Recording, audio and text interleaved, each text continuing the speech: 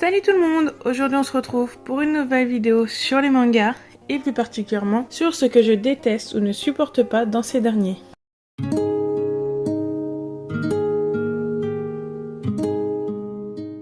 On a tous des choses qui nous énervent même dans nos œuvres favorites ou dans tout ce qui concerne l'univers des mangas.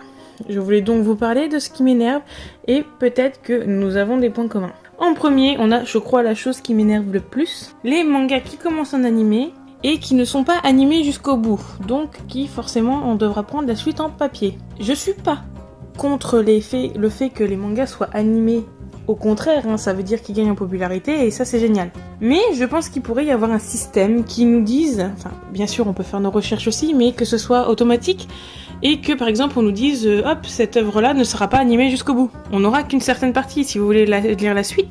Allez acheter la suite en papier. Et bien sûr que si on nous dit allez acheter la suite en papier, nous donner le tome.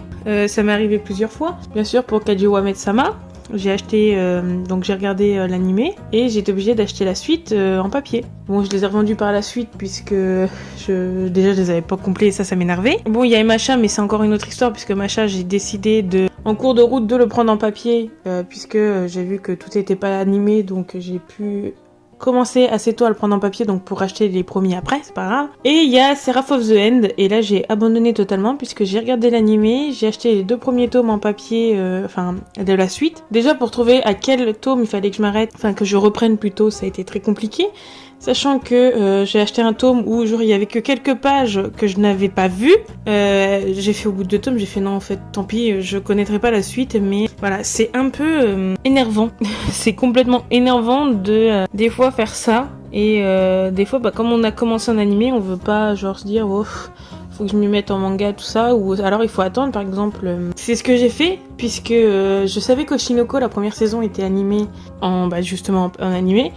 Et j'ai décidé de commencer directement en papier puisque je me suis dit Oshinoko, là il y a déjà 10 tomes, il y en a d'autres qui vont sortir obligatoirement et il y a qu'une saison. J'ai fait tant pis, je le commence en papier, mais si c'est un manga avec des chansons, je me suis dit tant pis, je le commence en papier parce que sinon, si j'attends les saisons, je suis quelqu'un qui n'est pas du tout patiente, donc attendre, c'était pas la peine. Et donc je pense que ce serait mieux que les informations soient plus claires par rapport à ça pour laisser le choix aux personnes de ce qu'ils veulent faire. Donc soit le regarder en animé ou soit le commencer en papier. Ensuite, on a les auteurs qui changent des choses dans leur œuvre à cause de la réaction des fans. Alors là, c'est une chose qui est bien sûr du contrôle des auteurs, mais c'est pas de leur faute, c'est plutôt de la faute des fans cette fois-ci. J'ai qu'un exemple clair qui me vient en tête là maintenant, mais je pense et je suis presque sûre que c'est déjà arrivé plusieurs fois.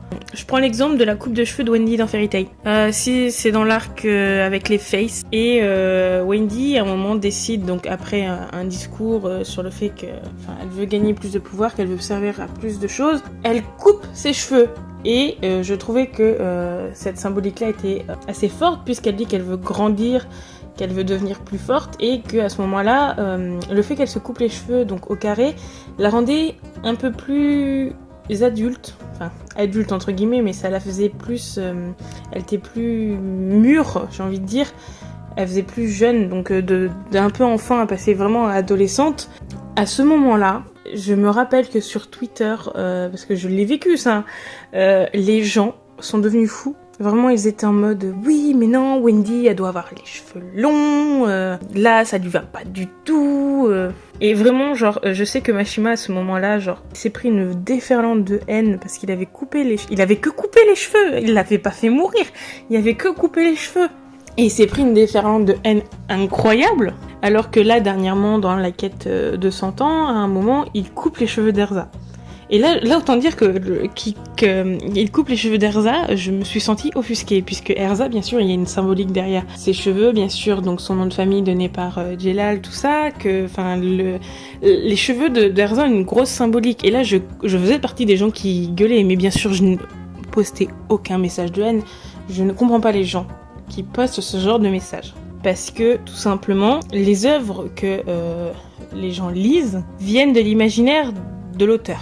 Donc l'auteur fait ce qu'il veut avec ses pensées, il fait ce qu'il veut avec son œuvre. Il veut tuer tel ou tel personnage, vous avez le droit d'être triste, vous avez le droit d'être en colère, mais je ne vois pas du tout l'intérêt d'aller menacer, parce que vraiment il y en a qui vont jusqu'à ce point-là, menacer de mort des auteurs parce qu'il a tué tel ou tel personnage. Là, c'est encore pire puisqu'il n'avait fait que lui couper les cheveux. Ça a été tellement loin du coup que Mashima a fait demi-tour. Pas vraiment, mais que il a fait retour en arrière parce que donc à la fin de l'arc, par tel ou tel bidouille, bah oui, c'est un des esprits de Lucie, donc Cancer, qui peut bien sûr couper les cheveux. Cancer qui va lui faire repousser les cheveux par magie, qui va lui redonner son ancienne coupe de cheveux. J'étais d'un côté, je me suis dit bon bah ok, les autres vont être contents, mais enfin d'un autre côté, ça rend un peu ridicule, genre tout le discours que Wendy avait fait sur le fait qu'elle voulait être plus mûre, plus adulte. Ça avait une grosse symbolique que le fait qu'elle se coupe les cheveux, et là, enfin les gens ont rendu ça ridicule parce que oh bah mon dieu, Wendy aura les cheveux courts.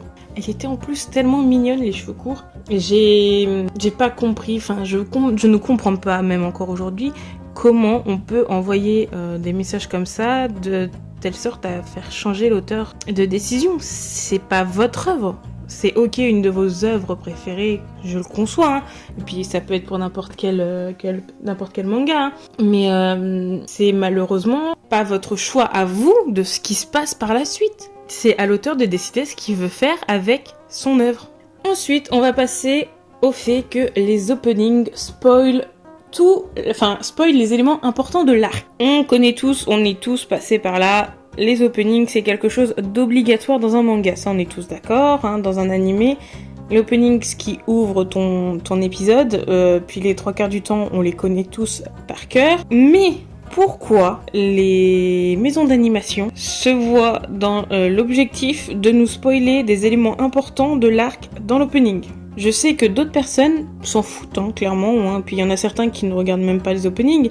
Mais par curiosité, on est toujours à le regarder au moins une ou deux fois pour découvrir la musique. Et puis des fois, les musiques sont incroyables, hein. On a encore aujourd'hui beaucoup d'animés qui ont des openings qui sont incroyables. Mais moi, je souffle parce que on se fait spoiler des trucs des fois importants dans l'opening. Et c'est des trucs que moi, j'aimerais principalement découvrir en fait en regardant l'œuvre, quoi.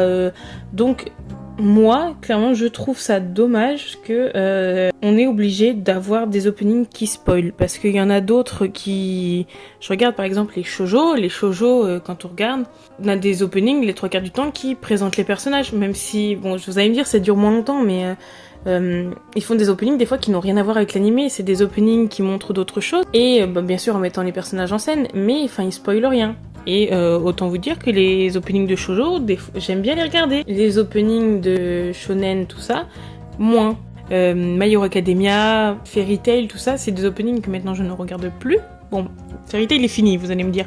Mais c'est des openings de ce genre-là que je ne regarde plus pour tout simplement, ne pas me faire spoiler, ou je regarde les openings maintenant qu'une fois que j'ai fini l'arc en question, parce que je veux découvrir par moi-même ce qui se passe dans l'arc. Ensuite, on a les mangas qui s'arrêtent brusquement. Ce que j'entends par brusquement, on va laisser de côté les mangas qui malheureusement s'arrêtent puisque l'auteur décède et ne laisse rien derrière lui.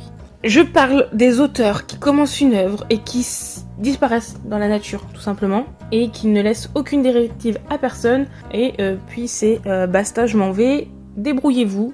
Et on a plusieurs œuvres comme ça qui ont malheureusement des mangas inachevés parce que l'auteur n'a rien laissé, n'a pas laissé d'indication pour la fin, et tout simplement d'autres personnes ne peuvent pas les reprendre. Et il y a plusieurs bons mangas qui finissent sans fin, on sait pas ce que deviennent les personnages, on sait pas ce qui se passe à la fin puisque tout simplement il n'y aura jamais de fin. Et je trouve ça horrible. À part, bon, bien sûr, comme je l'ai dit, dans les cas où il y a des décès, là c'est malheureusement très tragique, et là on peut pas en vouloir à l'auteur, hein. Souvent il se tue à la tâche, mais je ne pardonne pas ceux qui s'en vont sans laisser de fin à leur manga pour d'autres raisons. Ensuite, on a le fait que les clichés prennent trop de place. On peut en parler sérieusement. Le plus gros de tous, et ça c'est des amis qui me l'ont donné, les triangles amoureux dans les shoujo. On sait tous que la fille finira avec le premier garçon et que le deuxième sera laissé derrière. Ça, c'est pareil dans les dramas. C'est pareil dans les dramas. Le triangle amoureux, le premier finit heureux avec la fille, le deuxième il est complètement oublié tellement qu'il y a un nom maintenant pour ça. Ça s'appelle le second lead syndrome. Ils sont rangés dans une case, les pauvres. En plus de pas finir avec la fille, ils sont rangés dans une case. Et par exemple dans les shonen, on a souvent le personnage masculin principal qui ne voit pas les sentiments amoureux du personnage féminin principal. Ou d'un autre personnage féminin, hein. mais il fait l'idiot et il ne voit pas les sentiments des autres personnages. C'est des clichés tellement récurrents qu'on sait ce qui va se passer par la suite. Il faut changer un peu. Je sais qu'on est aujourd'hui dans une ère où les choses changent, hein. On a des histoires un peu plus intéressantes, mais c'est quand même des gros clichés qui sont récurrents et qui sont encore beaucoup trop tenaces pour aujourd'hui. À trop les voir, on finit par s'y faire et on devine facilement la suite. Comme je vous l'ai dit, j'ai arrêté One Piece pour la même raison. One Piece, on sait que ils vont arriver sur une île et oh bah zut, y a plus personne. Enfin, le héros principal va se retrouver à battre le grand méchant tout seul. C'est comme les films de Noël. Les films de Noël, on sait que la fille va se perdre, elle va rencontrer l'homme et ils vont finir heureux et finir en couple le jour de Noël. C'est comme ça, on n'y peut rien. Ensuite, on a le prix des mangas par rapport à la maison d'édition et non par rapport à leur contenu. On sait encore plus au jour d'aujourd'hui que les prix des mangas augmentent toujours, de telle sorte que certains dépassent maintenant le prix de 10 €. Et je trouve que pour certains, cela vaut amplement le coup. Par exemple, l'édition Perfect de Sweet Eater regroupe bien plusieurs tomes normaux et donc je trouve ça logique de payer plus cher. Ils doivent être aux environs de 11 € ou 10 €, je sais plus. Mais ce que je trouve injuste, c'est les mangas qui font la même taille, que ceux vendus 7 € et qui sont vendus 9 €. Par exemple, pour ce qui est de Given, au début, je trouvais ça normal de payer 9,35 € parce qu'il y avait quand même un manga un peu plus épais. Mais quand je prends le dernier tome qui est sorti, qui est beaucoup plus petit que le reste et que je pense fait même moins la taille qu'un My Hero Academia, comment ça, genre... Pour un manga moins gros que My Hero Academia, je paye 9,35 €. Ce n'est pas logique, sachant que mon My Hero Academia, je sais plus combien je le paye, je dois le payer 7 € et quelques. Pourquoi je payerais 2 € de plus pour un manga qui est plus petit ? Je trouve pas ça logique que les prix d'un manga soient fixés en fonction de la maison d'édition et pas à la taille de ce dernier. On devrait payer pour le contenu et pas pour le nom qui se trouve sur la pochette. Enfin, voilà ce qui termine cette vidéo. Je ne parle pas que de mon point de vue. Et je pense que vous pouvez penser le contraire. Ça, il n'y a pas de souci. Chacun son opinion, hein, je la comprends tout à fait. Alors n'hésitez pas à m'en parler en commentaire, tout en restant respectueux bien sûr. Et n'hésitez pas non plus à vous abonner à la chaîne. Dans tous les cas, je vous souhaite une bonne journée, une bonne soirée en fonction de l'heure à laquelle vous regardez cette vidéo. Et surtout, prenez soin de vous.